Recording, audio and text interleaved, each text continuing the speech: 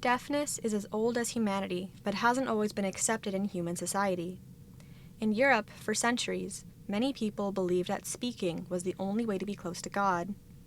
Few deaf people were educated, and in fact, some people believed them to be incapable of learning. This perspective of deafness as a deficit resulted in immense harm. In the early part of the 20th century, the eugenics movement sought to eradicate deafness through forced sterilization, and deaf children were often institutionalized. The deficit view of deafness is one that views deafness as something to be cured. It involves the belief deaf people should assimilate into hearing society and communicate by speaking. The educational model that matches this view is oralism, the practice of teaching deaf people to speak and lip read instead of using sign language. It was the more popular method of deaf education in the late 19th century. We see this deficit view in mainstream schools today as well. These schools typically take a deficit approach as they approach deafness as a disability rather than viewing students as a linguistic minority. They must abide by the Individuals with Disabilities Education Act, which mandates that all disabled children be educated in mainstream settings with their non-disabled peers.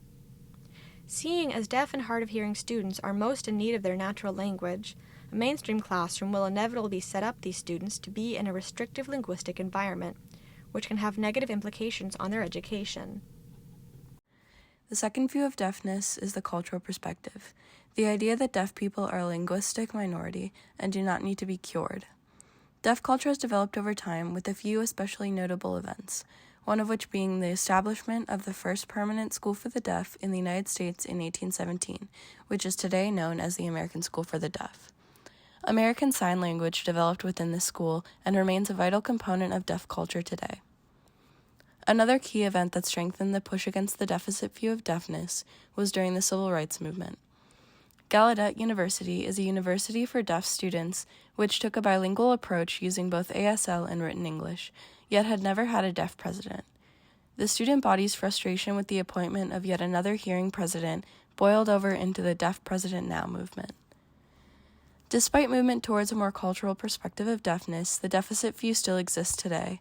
We argue for a more widespread shift towards a cultural perspective of deafness, which approaches deaf students as a linguistic minority, as it would be the most beneficial for students' social, emotional, and academic success.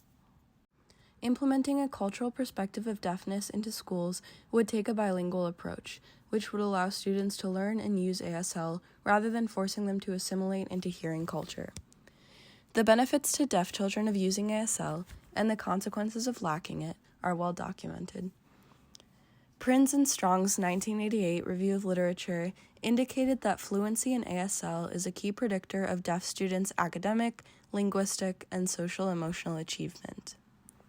Additionally, Wilbur's 2008 Review of Literature also demonstrated that not only does learning ASL at a young age not interfere with or limit students' speech potential or ability to learn English, but it benefits students' overall cognitive and memory development.